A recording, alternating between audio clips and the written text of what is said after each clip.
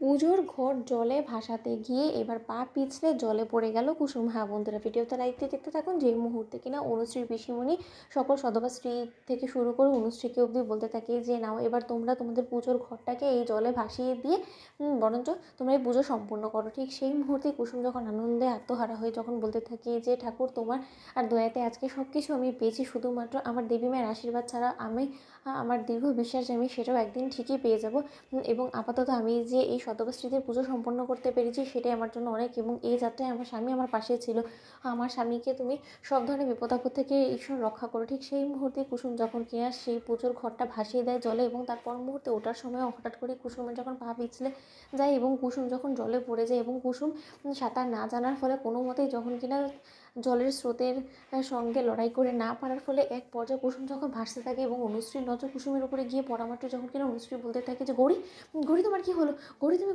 উঠে আসতে পারছো না কেন? গৌরী তুমি কী করে পা পিছলে পড়ে গেলে গৌরী? ঠিক সেই মুহূর্তে অনুশ্রী পিসিমণি যখন বলতে থাকে যে গৌরীকে কেউ বাঁচাও। ঠিক সেই সময় অনুশ্রী যখন কিনা গৌরীকে বাঁচানোর জন্য ছুটে যেতে নেয়, তখনই অনুশ্রী পিসিমণি বলতে থাকে যে অনুশ্রী তোর মাথা খারাপ হয়ে গেছে, তুই তো নিজেই সাঁতার জানিস না, তাহলে তুই এই মেয়েটাকে কী করে উদ্ধার করবি বলতো? এবং তুই ভুলে যাস না তুই কিন্তু তোর বাবার একমাত্র মেয়ে, এবং তোর যদি কোনো কিছু হয়ে যায় তাহলে দাদা কী নিয়ে বাঁচবে বলতো? তাহলে তুই ওর বিপদে ঝাঁপিয়ে পড়ছিস কেন বলতো? ওর তো বর আছে, ঠিক না? ঠিক সেই মুহূর্তে যখন অনুশ্রী বলতে থাকে যে পিসিমণি তোমার এই মুহূর্তে এই সমস্ত কিছু ভাবনা চিন্তা করার সময় বলো তো?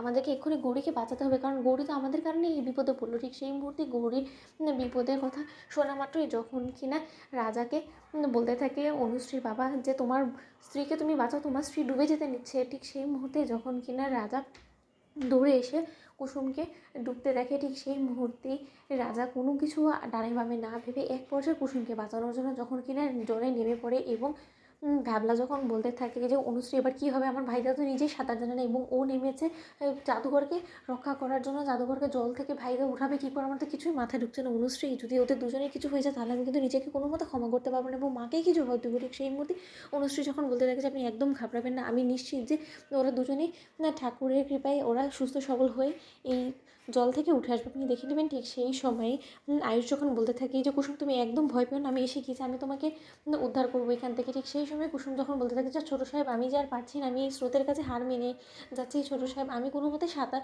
আর দিতে পারছি না ছোটো সাহেব, আমি কী করে আপনার কাছে আসবো? ঠিক সেই মুহূর্তে আয়ুষ যখন নিজের জীবনের বাজি রেখে কুসুমকে অবশেষে উদ্ধার করে, ঠিক ততক্ষণে কুসুম নিজে দিক থেকে হাল ছেড়ে দেয় সম্পূর্ণরূপে, এবং কুসুম যখন অজ্ঞান হয়ে পড়ে থাকে ঠিক সেই মুহূর্তে কুসুমকে কোলে করে নিয়ে আয়ুষ যখন জল থেকে উঠে আসে, ঠিক সেই সময় অনুশ্রী এবং ঈশান মিলে যখন কিনা আয়ুষকে বলতে থাকে যে যত শীঘ্র সম্ভব কুসুমের পেট থেকে এই জলটা বের করতে হবে। তো বন্ধুরা, লাইক এবং শেয়ার সাবস্ক্রাইব করো।